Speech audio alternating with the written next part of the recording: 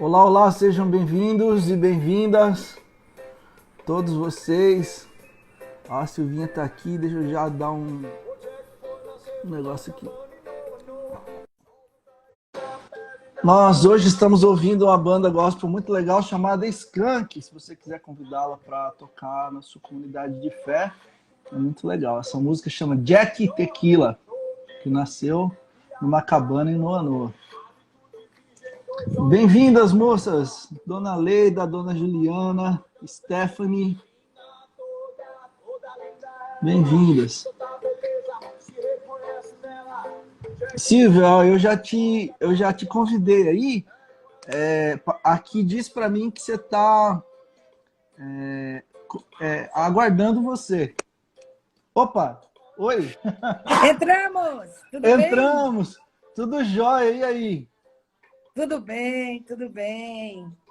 Tá, Tá meio tá. frio aqui, mas tudo bem. Ah, sim. Mas vocês estão quietinhos aí na quarentena, né? Desde o dia 10 de março. Nossa, Sem eu pisar nem também. no hall social.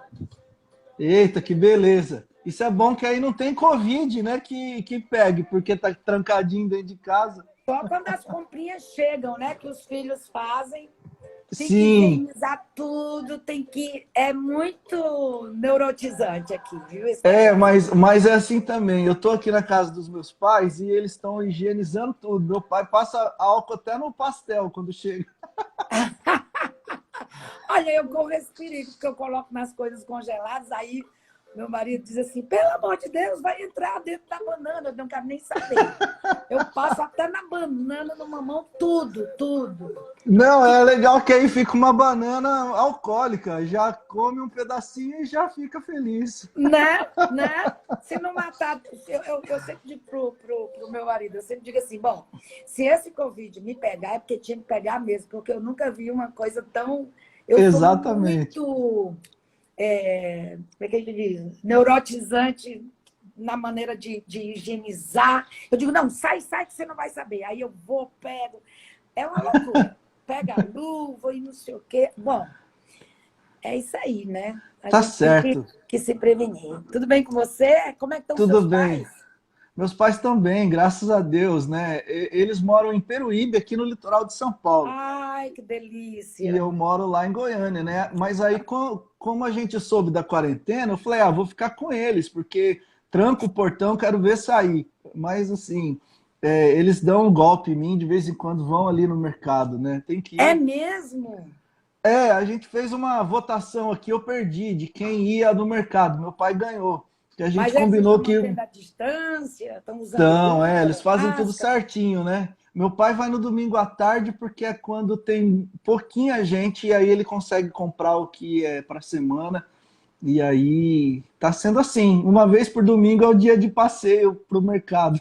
Ah, meu Deus do céu, nem isso eu quero. Eu tenho 2 filhos que moram aqui em São Paulo, né? Então, minha filha, Aham, meu genro compra, a cada 15 dias é meu genro que compra, e aí, uma vez é meu filho. Agora, o meu filho de 30 anos, que é casado, ele aham. não é muito cuidadoso, então eu não peço muito a ele, mas meu genro É, e a minha filha são mais cuidadosos. Ele, para que entendi. isso? Eles passam álcool no carrinho. Eu digo, não, senhor. Ele foi ontem, aqui no Pão de Açúcar, do lado da minha casa, Aham. meia quadra. E ele falou que estava fila, os 2 estacionamentos lotados e fila, porque não pode entrar muita gente ao mesmo tempo. Diz que o supermercado ontem estava quase Terrível. impossível de entrar. Mas, Caramba! é, Aqui no litoral eles estão travando a entrada de quem não é morador, né? Para que o pessoal não venha para a praia. é Então precisa mesmo? ter, aí precisa ter comprovante de residência para entrar nas cidades do litoral. É mesmo? E é verdade. Então acho que com isso eles estão conseguindo segurar um pouquinho o fluxo de gente. Porque senão a moçada ia descer para cá para fazer churrasco na praia, né? Para curtir. Infelizmente isso acontece, né? Eu tenho E aí, muitas amigas minhas, psicólogas, que elas têm casa de praia, e elas foram aí aham, para Peruíbe, e vários clientes também foram aí para aham. Peruíbe. Eu falei, eita, tá lotado aí então, hein? É, quem tem a casinha aqui pode entrar tranquilo. Agora quem vem de turista, sim, trava É lá na entrada mesmo? da Olha, cidade. não sabia disso. Aí por causa disso os mercados não estão tão cheios assim, né? No domingo à tarde. Mas São Paulo capital é complicado demais, né? Não tem como. Complicado. E aqui tem Silvia, muita... Diga, querido. me fala de você um pouquinho, como que era a pequena Silvinha? Você é do Ceará? Eu sou do Ceará. Então conta pra É... nós. Hã? Conta pra nós como que era a pequena Silvinha lá no Ceará, correndo de um lado pro outro, fazendo bagunça. Como é que era? É muito engraçado. Você sabe que eu não era muito bagunceira, eu era muito tímida.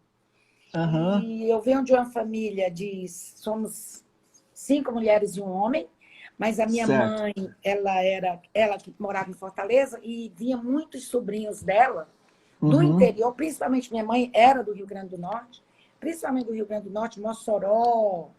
E a minha mãe sempre tinha 2, 3 primos nossos morando com a gente aham, para fazer faculdade ou para fazer o ensino médio. Eu acho que faculdade, eu não me lembro muito bem. Então, aham. sempre éramos em muitos. Éramos 6 filhos, meu pai e minha mãe, e 2 ou 3 sobrinhos. Então, éramos em 9. E é interessante, eu sou a do meio. Eu era Aham. muito tímida, acredita? Eu É era muito. mesmo? Mas você não é mais tímida não, né? Agora você tá Agora mudou tranquilo. tudo, cara. Eu não entendi isso que aconteceu comigo. Agora Eu você era sabe que muito. eu sou tímido? As pessoas acham que eu sou assim extrovertido e tal, mas tem um montão de coisa que eu travo. Assim, por exemplo, quando eu chego na igreja, qualquer igreja que seja, e já começou o culto, só tem lugar na frente, eu Ah, vou morrendo de vergonha. E vou assim sem jeito, se eu pudesse eu não entrava. é mesmo? É umas bobeiras, assim, o que tem que fazer uns tratamentos psicotrópicos aí para ver o que a gente faz comigo. Tem. Eu era muito tímida, eu tinha muito complexo de inferioridade, muito. Uhum, Porque tinha uma pessoa da minha família que gostava de uhum. falar mal do meu nariz, disse que eu tinha nariz de palhaço, quando eu chorava eu ficava com o nariz muito vermelho, Vermelho. perna torta, que eu parecia engraçado. Hoje todo mundo não, mas muitas mulheres fazem implante de silicone no bumbum, né? Aham, E fiz balé clássico até 20 e tantos anos, e eu era sempre fui muito magrinha, mas aham. eu tinha um bumbum meio. Um pandeirão. Então, o meu apelido era Tanajura, que é uma formiguinha que tem. Sim, sei, com a bundinha assim para E o cima. meu professor de balé, Hugo Bianchi, ele sempre dizia: Silvia Jerusa, você não é vedete, você é bailarina. Aham, E eu sempre aprendi a andar com o bumbum puxado para aham. dentro, barriga para dentro, postura de bailarina. E hoje, Sim. cara, que não tem mais, né? Aí eu digo assim, cara, e eu escondi tanto quando eu era novinha, agora já. Agora que podia ter, né? Não, agora já. Eu era muito tímida por causa desses Sim. complexos que eu tinha. Não gostava de ser chamada de tanajura, nem de nariz de palhaço, nem perna torta. Eu, por muitos anos nem gostava de usar saia, vestido. Aham. Mas, graças à terapia, eu Eita, melhorei um pouco a minha autoestima. Mas eu era bem tímida, assim, que bem. legal. E hoje as moças estão querendo colocar silicone para serem tanajuras. Pois é. Olha como muda o tempo, os tempos, né? Como mudam. Sim. Que coisa boa. E o teu encontro com o Evangelho, assim, com Jesus de Nazaré, como é que foi? Foi muito interessante.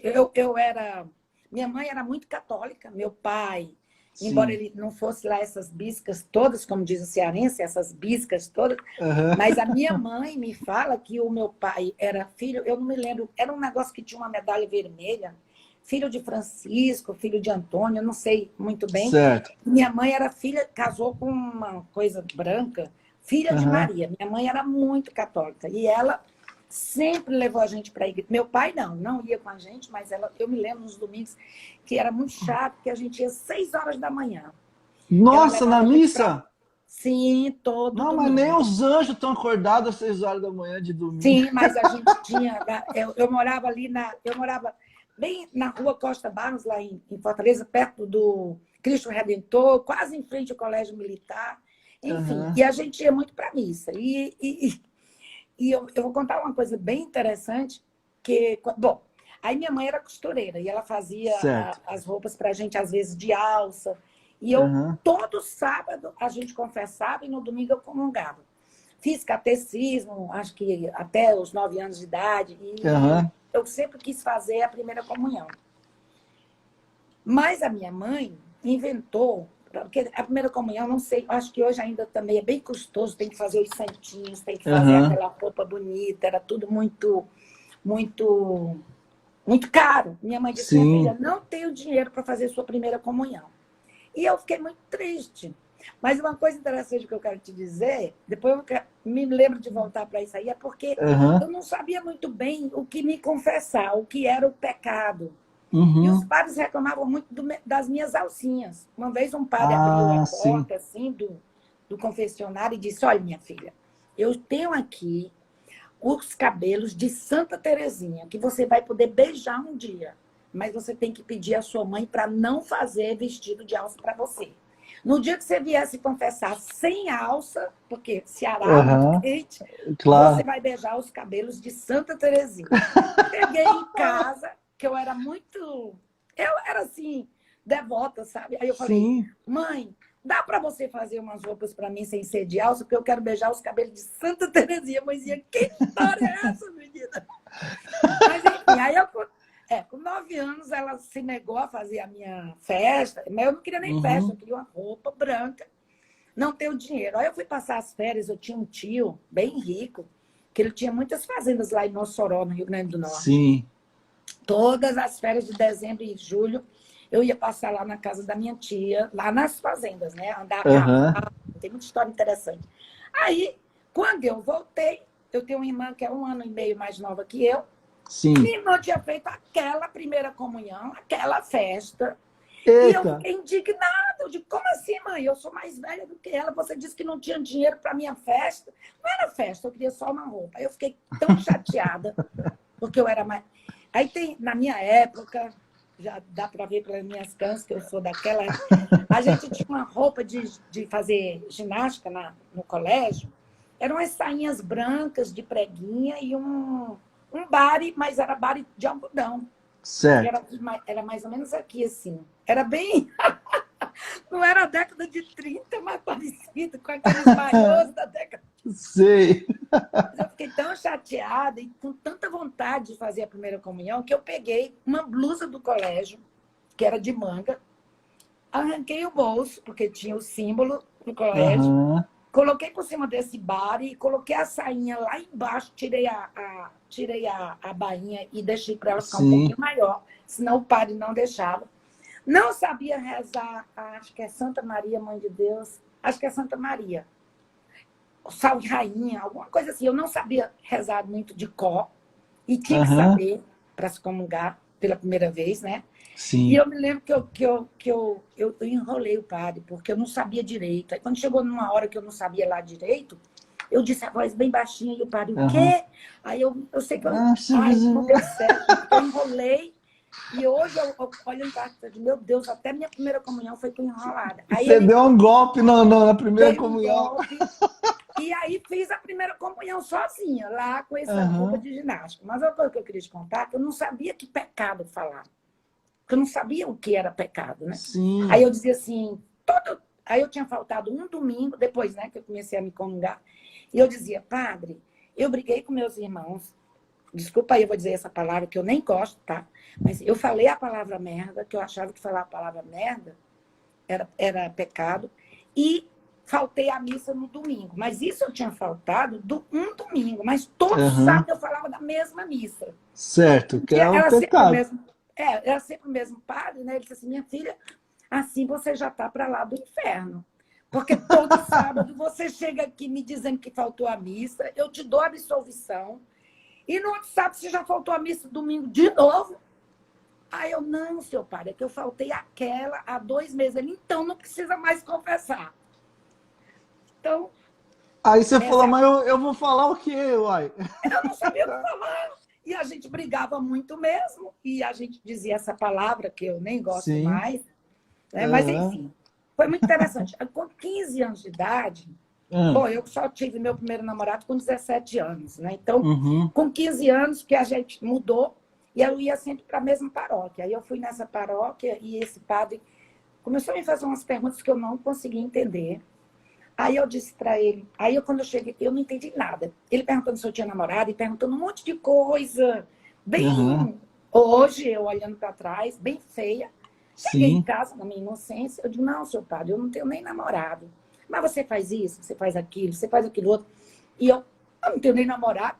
E eu não entendi as perguntas dele. Quando eu cheguei em casa, eu digo, mãe, o padre me perguntou umas coisas tão que eu não sei de nada. Aí eu comecei a dizer para minha mãe foi se horrorizando, disse assim, é o seguinte, você nunca mais pisa nessa igreja.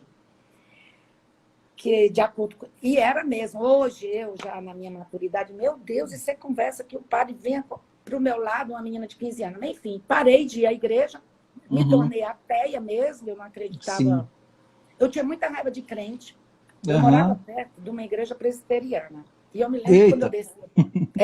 quando eu descia do ônibus, eles nunca fizeram nada comigo, mas eu fiquei Aham. com ojeriza a qualquer tipo de religião. Mas não sei por que, na minha época, os católicos e os protestantes brigavam muito, né? A gente chamava os Sim. protestantes de bodes. Aham. O pessoal jogava pedra nas portas das igrejas protestantes. E eu me lembro que eu descia do ônibus e eu, para não passar em frente à igreja presbiteriana, eu atravessava a rua. Depois que a igreja passava, aí eu atravessava de volta e ia De para minha novo. casa, porque eu era muito contra. Eu não acreditava em Deus, eu acreditava que era só morrer e ir para debaixo de 7 palmos. Não Uhum. acreditava em nada. Eu achava que a Bíblia era um livro feito por um monte de homens para poder fundar uma religião. Eu tinha um Uhum. monte de ideias fixas. E aí, Sim. com 20 anos de idade, eu já fazia letras, eu passei no vestibular com Uhum. 17 anos. Eu fui Eu fui ser entrevistada para ser tradutora numa multinacional e nos formulários perguntava minha religião. Aí eu falei, eu não tenho nenhuma, eu sou ateia. Aí o Aham. diretor-geral, que era, eu não sabia, pastor presbiteriano, Ó. me chamou na sala, o diretor-geral da empresa me chamou e disse assim, você colocou aqui que você é ateia? Eu digo, sim. Aí comecei a conversar com ele tudo que eu achava, né, de Deus, da Aham. Bíblia. Ele disse assim, olha, eu queria te recomendar ter umas reuniões de jovens universitários na sua faculdade, que eu estudava, fazia letras na Universidade Federal do Ceará. Aham. Todo sábado eles se reúnem. Por que você não dá uma passadinha por lá? Isso é muito interessante eu te contar Olha isso. só. Aí, eu, Silvia Jerusa, na época, eu era subversiva, lembre-se, eu fiz faculdade, eu entrei em 1970 e... Ai, acho que eu entrei... Oh, meu Deus, eu me formei em 1970, 71, Aham. querido, ditadura braba. Isso. E eu e meus colegas éramos subversivos. Nessa fase, só ser estudante já era subversão, né? Estudante de faculdade. Você sabe que eu, bom, eu era militante, né? Subversiva Aham. mesmo. É até perigoso a gente falar isso hoje em dia, mas É, porque tá de volta aí, né? Às vezes lembra-se eles vão que isso caçar a era no gente. passado, tá, É. gente? Hello, era no passado. 1970, o mundo era outro, 70, né? 70. Mas uma coisa interessante que quando esse pastor, eu descobri que ele era pastor, eu digo, putz, não quero trabalhar nessa empresa nem de jeito nenhum. Porque eu tinha Uhum. tanta raiva de protestante. Aham. Aí eu fui na universidade, eu digo, vão destruir com meus colegas, porque essa faculdade, com esses crentes, aí já não gostava de crente, esses Aham. crentes, e eu conversei com meus colegas e disse, vamos nessa reunião, porque vão alienar. Eu era diretora do Grêmio Acadêmico, naquela época, hoje não Aham. sei como é que chama, mas era Grêmio, eu era a presidente, a gente fazia muita coisa... de sábado, a gente fazia muita programação artística, Sim. cultural, Aham. né, lá na faculdade de letras, junto com a arquitetura, o Fagner e o Belchior, Ah, eles eram mais velhos do que eu, tá? Mas eles faziam arquitetura e era só atravessar a rua, a gente fez muito é evento juntos. mesmo. Cara. Que legal, Então, hein? aí, o que foi que aconteceu? Fui lá, isso aqui é importante. Eu fui lá, eu chamei meus colegas, eu tinha uns colegas que depois, no futuro, nem existia PT, eles até foram deputados pelo PT, lá na frente. Eu digo, vamos lá ver essa reunião desses crentes, porque vão alienar o povo, vamos acabar com essa reunião. Aí eu fui, chamava-se, ainda existe, Aliança Bíblica Universitária. Ah, ABU. ABU. Aí eu chamei os meus colegas subversivos, a gente fugiu da Polícia Federal, porque a gente fez uma feira da arte, e aí tinha quadros, tinha poemas, tinha não sei o quê. Cara, a polícia chegou lá, batendo em tudo, a gente saiu fugindo, foi aquela confusão, procuraram por mim. Eu tive muita sorte, porque procuraram por mim, por 2 colegas meus, que éramos os que estavam organizando a feira. Sabe o que aconteceu? Sim. Um deles era neto de um coronel e o outro era filho de um coronel. Então eles estavam tranquilos. Eles não foram presos. Agora, meu pai era fiscal de algodão e minha mãe costureira. Se eu tivesse sido presa, eu estava ferrada, entendeu? Você Mas, tinha sumido. Aí foi muito interessante. Aí eu comecei a ir para essas reuniões da ABU para desconstruir o que eles estavam dizendo, né? Para acabar com essa reunião. A gente queria acabar com essa reunião, porque iam alienar os estudantes. A galera. Pois é, amigo. Aí, mas quem me acabou foi a reunião, porque eu me converti. Que legal. Fiz todas as perguntas possíveis e impossíveis para os meus colegas, para os meninos lá da ABU, e foi ali que eu tive um grande encontro com Deus e me converti. Bom, aí meus amigos, né, meus colegas ficaram contra mim. Eu digo, não, gente, calma, eu não vou alienar ninguém. Aí foi muito legal. Sim. Aí começou a minha caminhada cristã. Aí, né, não me alienei, continuei na minha luta, porém, agora eu tinha um outro motivo, né? Fui frequentar, adivinha qual igreja? Presbiteriana. Porque era perto da minha casa. Porque era perto da tua casa? É a minha história também. A gente foi para a igreja presbiteriana porque era mais próxima de casa. A conversão lá foi por preguiça lá em casa. Todo mundo queria ir para a igreja mais próxima. Não porque não precisava pegar ônibus, não precisava. Tranquilo. Fiz amigos muito legais, as meninas, filhas do pastor eram minhas amigas, mas aconteceu uma coisa. Nós começamos a nos reunir para... Bom, os nossos carnavais, gente, era até piada, né? Os meninos levavam bebida escondida. Eu não, eu estava... O novo convertido é muito Caxias, né? Sim. Eu ficava horrorizada com as coisas que as meninas falavam, que os meninos falavam, e as coisas que aconteciam no acampamento. Mas foi um tempo muito bom. E o que aconteceu? Nós jovens, os jovens, inclusive meu marido fazia parte dessa, ele tinha uma namorada, eu não tinha olho nele, tá? Olha só. Não. Ele estava noivo, inclusive, com 19 anos o menino já era noivo. Aí eu disse para ele, cara, nossa, você é muito... desespero. Eu não tinha o menor interesse nele, mas assim, eu disse, mas é muito cedo para um jovem, 19 anos, mas ele era apaixonado por essa menina, que eu não vou nem dizer o nome, porque o pai dela era conhecido. Então, aí, foi o que aconteceu. Lá no acampamento, aí a gente decidiu o seguinte, olha, nós estamos muito, a gente chamava carnais. Certo. Menos eu, porque eu era novo convertido, nunca é carnal, né? O novo convertido é exagerado. Sim. Aí, a gente... Eu tô rindo porque faz todo sentido, é exatamente assim. Não é? A gente segue a Bíblia ali na risca, isso. Né? Aí nós decidimos, os jovens, decidimos nos reunir todo dia, durante um ano, para pedir. A gente nem sabia o que era Pentecoste, a gente não tinha a gente não conhecia nada disso, negócio de Espírito Santo. Nós combinamos de nos reunirmos para orar pela igreja, por santidade. A gente orava lá embaixo, como é que a gente chama? No subteco, no sótão. No subteco. Como é que chama? Subsolo? No subsolo, isso. Aí depois de um ano, amigo. Aí as coisas começaram a acontecer, que eu não vou nem contar tudo, mas enfim. Éramos 30 e tantos jovens, a gente começou a ser avivado. Eu era nova convertida, então eu não tinha vínculos de membresia. Meu Sim. marido foi expulso da igreja com mais não sei quantos jovens, expulso mesmo. Foram acusados de pentecostalismo. Sim, e ele foi. Silvia Meu Jesus, Deus do céu.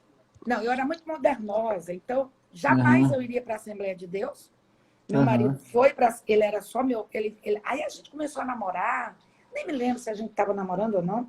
Enfim, ele foi para a Assembleia de Então, Deus. no meio do Pentecoste, vocês começaram a namorar, hein? Ó, o fogo veio. Foi, cara. Mas aí teve muitas confusões, a gente acabou o namoro, porque eu não Aham. saí da igreja, Ah, expulsaram sim. ele e mais um monte de gente que era membro. Eu gostava Uhum. muito das filhas do pastor, eu digo, cara, eu não vou sair daqui, não.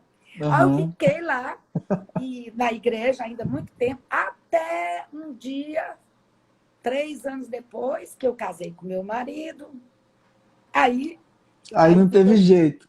aí não teve jeito. Mas eu era muito abeuense, eu ia muito, nossa, a gente ia muito, eu ia muito para a ABU, Aliança Bíblica Uhum. Universitária, e eu acho que era mais lá que eu era muito envolvida com a Sim. ABU. Então foi ali que deu o primeiro encontro com o evangelho e a partir dali que você foi caminhando, né? Trilhando no evangelho também, né? Porque, Foi né? naquela época, a própria ABU foi muito renovada, foi Uhum. um movimento muito no Brasil, Sim, muito grande, né, da renovação que a gente chamava, não a renovação carismática sim, católica, mas aham. dentro das igrejas protestantes tradicionais, que a gente chama Sim. tradicional. Que legal, que coisa boa. E como que é agora você cuidar aí de uma galera na Bethesda, aí em São Paulo?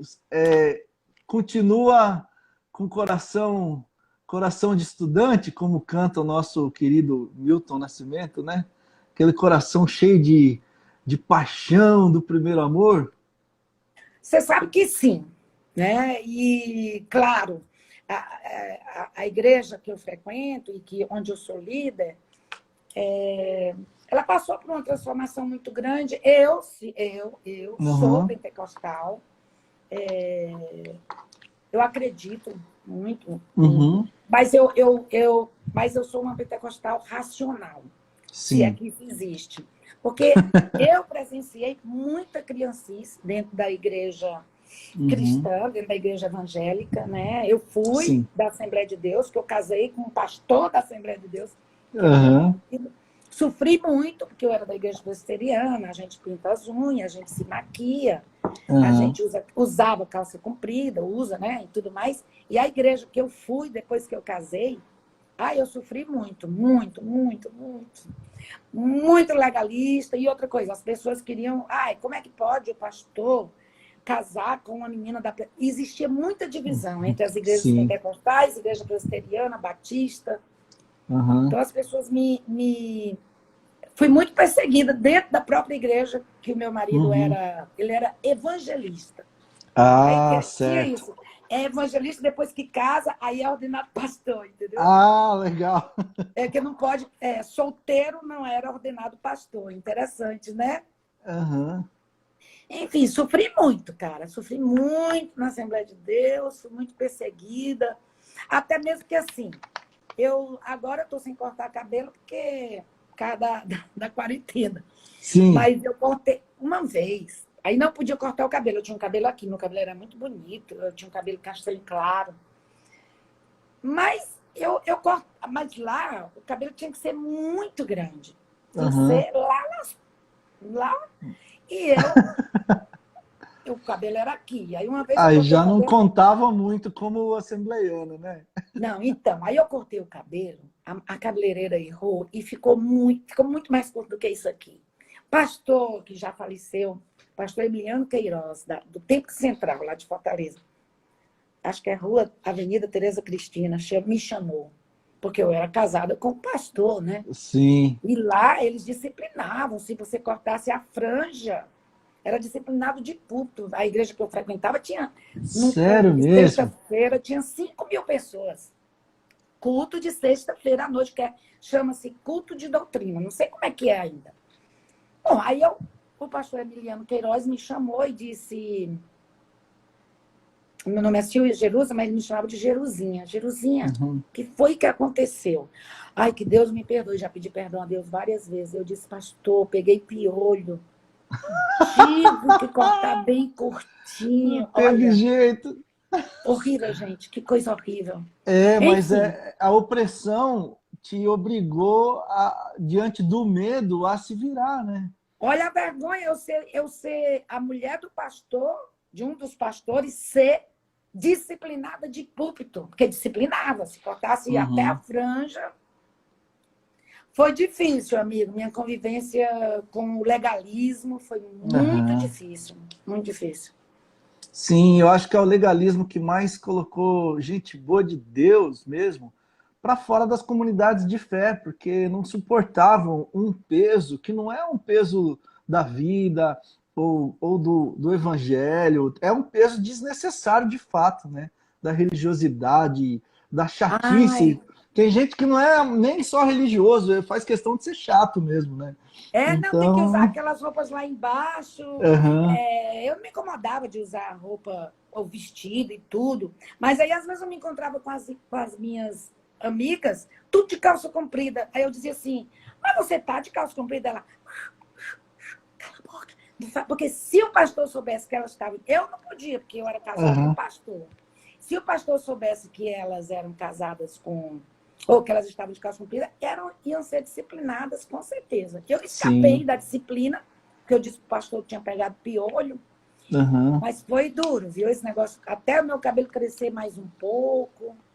E o meu marido, olha, foi muito caos, que ele, pelo amor de Deus, o que foi que você fez? Eu cheguei com um buquê de flores amarelas para ele, para poder. Porque depois eu vi a besteira que eu tinha feito, e foi um caos, amigo.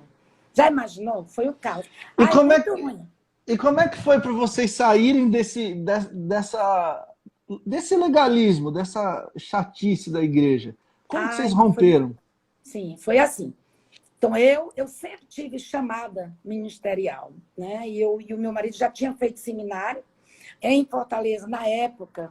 Nós casamos em 77. Na época, não tinha seminário bom, não tinha, só tinha um Uhum, seminário lá em João Pessoa, muito legalista.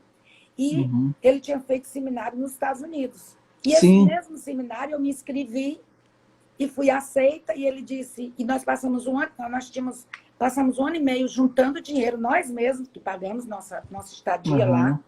uhum. Aí eu engravidei, assim, Eita. do nada. Engravidei, com 8 meses de casada, esperei ter a minha filha. E com 1 mês, eu coloquei ela dentro daquela caminha e, ó, fomos Foi pro embora. seminário.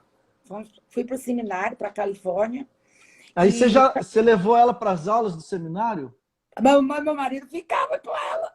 Ah, legal. Graças a Deus, tadinha. Meu Já marido pensou é ela lá? excelente, ele que está cozinhando nessa quarentena. Gente, ele cozinha muito bem, ele cuida. Eu que cuido da casa, mas das crianças, a gente Que sempre coisa dividiu. boa. Isso é bom Bom, aí demais, porque se você levasse ela para uma aula de hermenêutica, tadinha, com 5 anos ela ia estar doidinha já. não, não, não, não, não. Muito legal. Ele tomava conta. Aí quando eu chegava meio-dia e meio, porque começava às 7 horas, terminava Aham. meio-dia, eu chegava meio-dia e meio, ia a pé, a gente morava nas housings lá do. Ele dizia, toma que a filha é tua. Aí eu, Tchau. tchau. Porque, coitado. Não, e ele trabalhou, nós nos sustentamos, ele trabalhou de faxineiro. Lá o seminário era uma igreja imensa, que cabia 5.000 pessoas, e ele trabalhava de faxineiro e de guarda noturno. Já pastor, Caramba. administrador de empresa, tinha um senhor emprego aqui no Brasil, eu também. Eu sou Uhum. tradutora, intérprete, eu era tradutora de uma multinacional. E Uhum. nós fomos para lá com o nosso próprio dinheiro, e ele teve que trabalhar de guarda noturno e faxineiro. Ele era faxineiro à tarde e guarda noturno à noite. Chegava em casa, eu já saía para o seminário. Nos fins de semana eu era babá de 2 menininhas, era ótimo, porque eu levava elas no domingo para a escola dominical. Aí eu Uhum. ficava assistindo o culto. E durante a semana eu era... O que é que eu era? Eu era secretária bilíngue de um pastor evangelista, pastor... Meu Deus, que vergonha. Meu marido trabalhou com ele como evangelista há muitos anos. Eu vou me lembrar depois, mas enfim. Tá joia. Pois é, trabalhei de secretária dele, de tarde, enfim, a gente lutou muito. E eu fiz o seminário lá todinho, ele também já tinha terminado. Voltamos para o Brasil, fomos para Campinas. Certo. Ele era diretor-geral da ETAD, Escola de Educação Teológica das Assembleias de Deus. Campinas era pior ainda, amigo. Lá é mais conservador. Eu nasci nas redondezas de Campinas e eu sei que ali sempre foi um núcleo de conservadorismo muito grande. Dentro da Assembleia, então, muito forte, né? Horrível, horrível, horrível. Eu sofri muito, muito. Muito. Aí, agora, lá nos Estados Unidos não tem legalismo, né? É totalmente diferente do Brasil. Lá é tranquilo. Cheguei lá, vi as mulheres com maquiagem. Eu nem levei maquiagem, que eu nem tinha. Também eu era bem novinha, não precisava. Aí assim, o pessoal tá maquiado, o pessoal muito arrumado, o pessoal lá vai até de vestido longo, na época. E eu de longo, eu falei, uau! Eu tô na Assembleia de Deus, meu marido disse, tá. Eu me belisca, me belisca. Foi uma libertação. Todo mundo... Até porque é ruim usar saia lá, um frio danado, né? Então tem que ir de calça mesmo. Não, eu fiquei assim, ó. O Sandro tá falando aqui se não é... desculpa. O Sandro tá falando aqui se não é o Bernard Johnson, que foi... Bernard Johnson, yes! Fui secretário. O Sandro, ele é meio assembleiano também, por isso que ele tá sabendo de tudo. Mas ele desviou da Assembleia e encontrou o caminho. Esse homem foi, para a minha vida e para a vida do meu marido, uma bênção. Nos Estados Unidos. Ele trabalhava numa igreja em San José. Eu morava em Santa Rosa, era 2 horas. Então, eu ia 3 vezes por semana, fazia todo o trabalho dele de correspondência, de tudo. Ele deixava tudo gravado, o que era para mim terrível. Mas como desculpa a falsa modéstia, eu tenho inglês muito bom, né? Fiz letras de tradutora intérprete, literatura americana, inglesa. Mas às vezes era difícil, às vezes eu ligava para meu marido, como é que escreve tal palavra? Porque uma coisa é você ver escrito, outra coisa... Mas ele foi uma bênção nas nossas vidas, viu, pastor Bernardo Johnson? Que legal. Então foi ali nos Estados Unidos que vocês conseguiram romper com esse legalismo à brasileira que existe aqui, né? Lá era uma coisa mais leve. Muito, muito, muito. Foi muito bom para nós. E quando nós voltamos, foi muito difícil, porque a gente voltou para Campinas, nós voltamos para Fortaleza. O meu marido, o Ricardo, era diretor executivo desse seminário que eu te falei, o nome, meu Deus, ETAD, Escola de Educação Teológica das Assembleias de Deus. Ele era o diretor executivo, eu era tradutora, traduzi muitos dos livros da ETAD, muitos.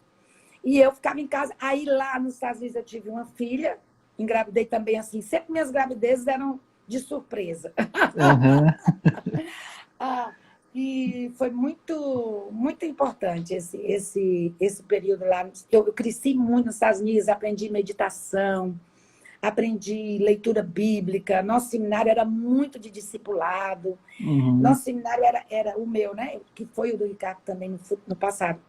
Muito de crescimento espiritual, muita meditação mesmo, 3 vezes por semana. Não sei te explicar como foi uma bênção na minha vida esse seminário. Que coisa boa, que bom. Que bom que você não ficou enjoada e legalista, né? Ficou gente boa de Deus na terra.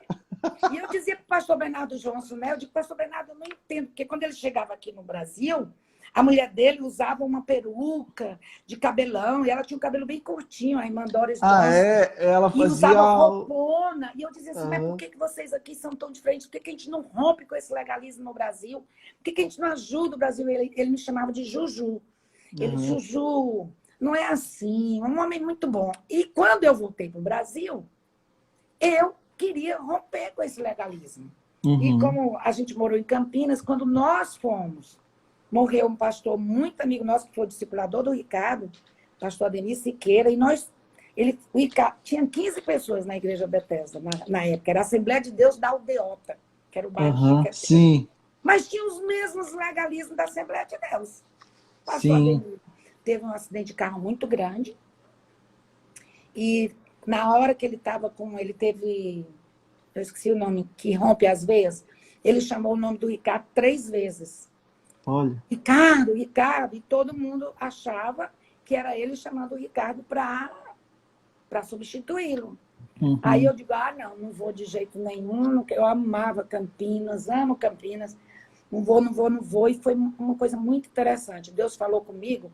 Foi muito interessante, porque eu tenho umas práticas espirituais. Eu gosto que Deus me fale na palavra que eu estiver lendo, eu leio 5 capítulos por dia. Até terminar a Bíblia. Eu já li a Bíblia toda umas 13 vezes. Aí eu disse, Deus, tu falas para mim que esses versículos saltem aos meus olhos. Foi assim, demais. E eu estava lendo sobre um menino que estava dando, uma mãe que estava com muitas dores para dar luz de parto. Eu nem me lembro mais onde é que era essa passagem. E aí o Ricardo foi para Fortaleza para o enterro desse nosso grande amigo. Uhum. E quando chegou lá, um irmão chegou para o Ricardo e disse esse versículo cabe a ti atravessar esse povo, ajudar esse povo a atravessar para o outro lado do rio, que eu não lembro mais, acho que é Josué 1. E aí eu estava lendo exatamente Josué 1 e essas letras começaram a saltar. Não, Senhor, pelo amor de Deus, não quero ir para Fortaleza. Uhum. Eu e o Ricardo passamos 3 dias orando, ele lá e eu cá. E aí um dia ele me liga, e aí? Ele me chama de Jubes.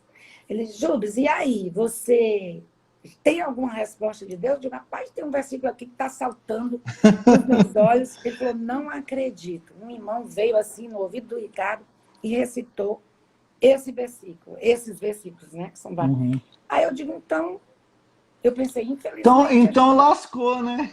Lascou tudo, cara. Eu fui. Mas foi ótimo, porque aí lá a gente começou a romper. Era uma congregação da Assembleia de Deus, lá da Tereza Cristina, dessa bem grandona. Uhum. Eles mandaram a gente ir embora de boa. E começamos a igreja, que antigamente o nome era Assembleia de Deus Betesda, sem legalismos. Fomos muito criticados, fomos chutados. Foi terrível, mas a igreja começou a crescer. Ela tinha umas 3.000 pessoas. E aí Deus nos falou para virmos para São Paulo, para abrir uma igreja Betesda, e daqui a gente abrir em vários lugares do Brasil. Uhum. E também é outra história, assim, bem punk. E a gente veio, que também cara, eu peço prova. Tudo eu digo, não, peraí, eu não vou. Por quê? Eu tinha uma escola de inglês com 250 alunos. Eu sempre fui professora de inglês para executivos, professora universitária na Universidade Federal do Ceará. E eu não ia deixar toda a minha vida por uma aventura. Então, Deus teve que me falar muito para eu vir para... Porque eu queria ir para Campinas, cara. Para mim, eu amo Campinas. São Paulo, cara, essa cidade que eu vim aqui dizia, meu Deus. É um barulho, é um trânsito, né? O trânsito está cada dia pior. Enfim, já estou aqui, sabe há quantos anos? Em março, se eu sobreviver, vai fazer 30 anos que eu moro aqui. Vai sobreviver, sim. Em março do ano que vem? É. Ah, tá. Aí já eu não sei, né? Tô brincando. Vamos sobreviver, se Deus quiser. A gente pega firme aí no nosso isolamento e pede a Deus que mande alguém ajeitar uma vacina logo, né? Não é? A gente sai tomando vacina. Deixa eu te perguntar uma coisa. Você escreveu um livro muito legal que é O Sexo Entre a Culpa e o Prazer. E eu queria que você falasse um pouquinho do que te motivou a escrever, especialmente entre a culpa e o prazer. Por quê? Então, esse livro foi a minha dissertação de mestrado na Metodista, aqui de São Paulo, que eu pesquisei alguns autores por período sobre autores evangélicos sobre sexualidade. Sim. Né? Pesquisei. Na década de 80 era aquele pastor líder da CEPAL. Ai, meu Deus. Ixi, da década de 80? Da CEPAL? Vai, Sandro. Sandro tá aí. Mas é o Valdir Sternagel? Não. O Valdir é cuca fresca. Era Ai, meu Deus. Ah, não. Você diz um conservadorzão. Sim. Calma aí que o Sandro vai falar para nós já. Ele Tá. é o nosso o que sabe as fofocas, tudo da pastoral. Ah, então tá. Da CEPAL, ele, meu Deus, ele é super famoso. Enfim, eu analisei 2 livros dele, e analisei também 2 livros do Robinson Cavalcante, de falecida Sim, memória, aham. que era... E depois no meu livro você vê que ele era, entre aspas, bem liberal. Eu o Jaime conheci, Kemp. Jaime Kemp. Ó, o Sandro eu falo, Ótimo, ele é isso, bom Jaime Kemp, demais. inclusive era nosso amigo pessoal, mas Aham. eu analisei 2 livros dele, Eu Amo a Palavra Sim e o outro eu esqueci, e analisei 2 livros do Robson Cavalcante sobre sexualidade, que depois a Aham. gente fala sobre isso, e analisei, que é da década de 90, 80, 90, analisei uma pessoa, aí eu analisei Robson Cavalcante, Pastor Paulo de César Brito e Claudete Brito, do Rio de Janeiro, que Uhum. o livro é Eu Amo... não, o livro é sobre censuras no casamento, que eu esqueci agora o nome Aham. do livro. Eu devia ter pegado o livro, né, para poder ver. Não, tá E, tranquilo. e depois analisei também, algum assessor teu aí diz o nome do livro do pastor Paulo de César Brito, Aham. e o último, que é um pastor bem polêmico, que eu achei interessante analisar o livro dele, porque ele é um pastor que, inclusive, ele esteve aqui no meu doutorado. Eu chamei ele para participar da minha banca. Ele é bem polêmico, ele é da Igreja Episcopal Anglicana. Vou me lembrar, meu Deus, participou Calma da aí que minha o banca. Sandro já lhe Sandra, fala. ajuda aí, ele participou da minha banca. Então, e eu analisei um livro dele que se chama Sexo na Bíblia, que são Certo. vários autores, mas ai, meu Deus, o nome dele está aqui. Mas, enfim, ajuda aí, Sandra. Então, eu analisei 4 pastores bem fundamentalistas Aham. e um, que é o nome dele veio e fugiu, que ele é bem cuca fresca, bem aberto. Eu Certo. analisei, eu fui de todos os autores, de vários teólogos, desde a antiguidade, século II depois de Cristo, até a atualidade, e Aham. por que a igreja é contra... Porque a igreja evangélica, eu tô assim, generalizando, né? Sim. E, no geral, a igreja evangélica é muito repressiva sexualmente. Uhum. Muito repressiva. Então, eu fui analisar os livros e qual era a teoria dessas pessoas. Fiz até uma interseção entre eles. Então, a maioria das proibições primeiro, é proibido todos eles, menos o último. Meu Deus! O Sandro está falando que o livro é Sexo e os Limites do Prazer. Será que é isso mesmo? De quem?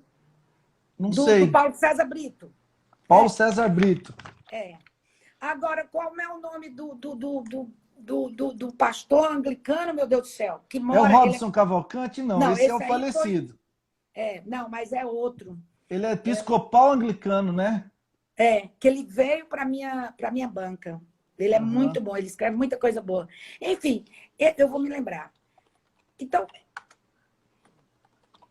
a igreja evangélica, no geral, tá? Então, eu Aham. analisei essas pessoas que eram por década de 80, década de 90 e a década de 2000, que foi esse que está aqui na minha boca, o nome dele. Meu Aham. Deus, como é que eu pude esquecer? Enfim, o que a igreja diz sobre sexualidade? Então, os outros 4, fiz uma interseção. É proibido ter relações antes de casar, Certo. mesmo dentro do casamento é proibido. Eu posso ser explícita? Claro que pode. Agora, ó, que já tá 10 para as 10, a gente já libera aqui o palavreado. Não, é proibido sexo anal, é pecado sexo anal, é pecado sexo oral. Tudo isso eles diziam nos livros deles, tá? Isso dentro do casamento evangélico, né? Você Mesmo dentro do casamento. não pode Não ter pode sexo fazer anal e sexo antes do oral. casamento, sexo anal, sexo oral. Só podia, é porque eu chamo papai e mamãe. Não pode Aham. mudar de posição. Ah, é? Não pode não? Não podia, né, na análise que você fez, né? Não, só o homem por cima e a mulher por baixo. Ó, Não Paulo pode. Garcia. Não, não era o Paulo Garcia, não, que veio para. É o mais polêmico. Não, o Paulo Garcia não é polêmico, não. O Paulo Garcia, ele é bem tradicional. Amo o Paulo Garcia, mas ele é bem tradicionalzinho. Ah, meu Deus, ajuda aí, é um que. Pede aí teus auxiliares. Quando a gente não estiver pensando nisso mais, vai vir assim na mente, ó. Tchum! Vai. É Oh, meu desse Deus. Ó, jeito. ele é professor na universidade, ele é professor da ciência da religião lá em Sergipe. Uhum, Então, legal. esse cara, ele abriu assim a mente das pessoas, mas foi muito criticado. E então, lá no livro, eu analiso os porquês, eu analiso toda a influência de Agostinho, principalmente Agostinho, Sim. Tomás de Aquino, e Uhum, fui indo até os dias atuais. E, claro, em um dos capítulos, eu vou rompendo com essas falas, né? E, uhum. principalmente, interessante, olha só, não vou falar mal de quem já morreu, mas vamos falar teologicamente, né? Que o Claro. Robson Cavalcante, nos 2 livros dele, ele fala contra sexo antes do casamento, fala contra, não pode sexo anal nem sexo oral, porém, ele tem um capítulo em um dos livros dele a favor, defendendo em um capítulo inteirinho a poligamia, que é Oxe! algo que, então, Nossa, que doideira, né? que é algo Por quê? Porque a Igreja Episcopal Anglicana, a Igreja Anglicana é muito forte na África, Uhum. né? E Eu as acho que culturas africanas têm a tradição poligâmica, né? então, para eles não perderem os membros, então começar. Mas eu achei interessante ele, no Brasil, que nós somos um país que é monogâmico, ele Sim. defender a poligamia. Entendeu? Então, eu taquei o. Rapaz, Desceu a lenha. desci a lenha. E foi muito interessante.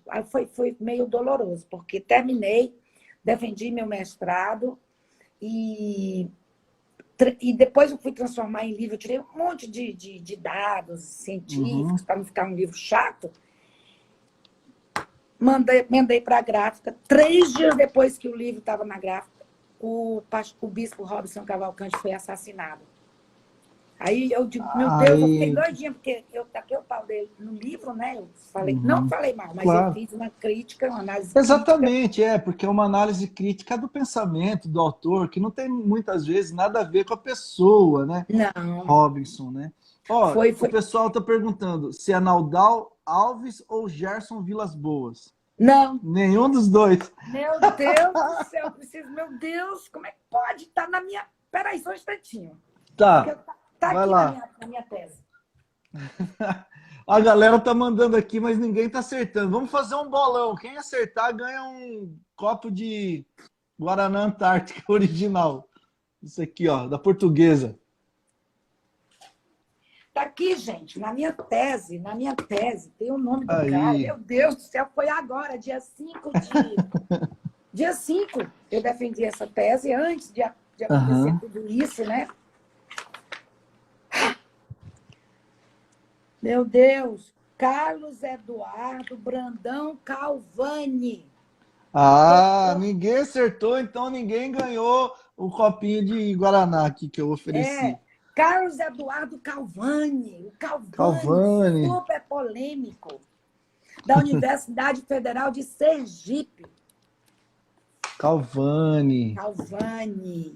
Então, Então aí você escreve, e aí foi bem na época da publicação que aí o Dom Robinson foi assassinado, né? Ele, a esposa, e aí o coração ficou apertadinho, né? aí eu fiquei pensando, eu tiro, mas eu não falei mal dele, eu falei das teorias Sim, dele, né? Eu tiro da gráfica, não tiro, aí eu ainda demorei um pouquinho para começar a distribuir o livro, por quê? Mas eu não falei assim, o livro não está atacando ele, e sim algumas ideias, não só dele, mas dos claro, 4, sobre sim. esse legalismo, esse puritanismo, a influência do puritanismo na igreja evangélica, né? E você acha que tem influência direta de Agostinho? Porque eu percebo no que ele escreve muito, mas muito legalismo, porque ele era alguém que tinha muita dificuldade na área da sexualidade, e aí um dos modos com o qual ele lida com isso é a proibição total de tudo, né? De tudo. E você sabe a história dele? Tem um autor, pede aí ajuda aos universitários, tem um autor muito legal que eu leio muitos dos livros dele, agora eu esqueci o nome. Ai, gente, o que aconteceu comigo hoje? Enfim, sábado de velha, quarentena. não, tá? É sábado de quarentena que dá preguiça. Então, esse Agostinho foi muito... Vocês têm um livro de um cara que eu gosto, eu leio muito livro dele, eu gosto demais. E ele escreveu sobre Agostinho, ele é uma ficção. Agostinho teve uma mulher durante 9 anos, né? Ele foi casado, tinha um filho. E a mãe dele mandou ele deixar... Um dia ele viajou e a mãe dele mandou essa mulher e o filho irem embora para ele casar com uma menina novinha, virgem, que tinha sido prometida por, acho que era Mônica, né? Santa Mônica, a mãe dele. E ele ficou tão traumatizado que porque ele amava essa mulher e ele vivia com ela, era uma concubina dele, amava o filho. De repente, a mulher sumiu da vida dele. Tem um livro muito... É um sueco que escreve sobre ele. E aí, 8 meses depois, ele se converte, entra para a igreja católica romana, igreja romana, e ele virou esse homem pudico, entendeu? Esse homem impertinado contra a sexualidade, contra o sexo, mas, na verdade, eu acho que era uma sexualidade embutida. Mas ele Exatamente. E talvez tenha influenciado diretamente o catolicismo romano, né? Aquilo que veio com toda a força nos papas, né? Com toda essa maluquice religiosa. Silvia, deixa eu te perguntar uma coisa. Em 1 hora, o nosso Instagram, ele derruba automaticamente a conversa. Você está tranquila para a gente conversar mais um pouquinho? A gente nem riscou a superfície ainda. Pois é, porque aí a gente desliga agora e já reconecta. E aí a moçada que está aqui já acompanha a gente. Assim a gente não perde na hora que cair aqui em 1 hora. Pode ser? Beleza, tá bom. Okay. Então aí a gente vai para o intervalo, igual faz na TV. Me chama, hein? Me chama. E aí vocês vão comer uma pipoca. Tem 30 segundos, nós estamos de volta. Tá Valeu. bom, beleza.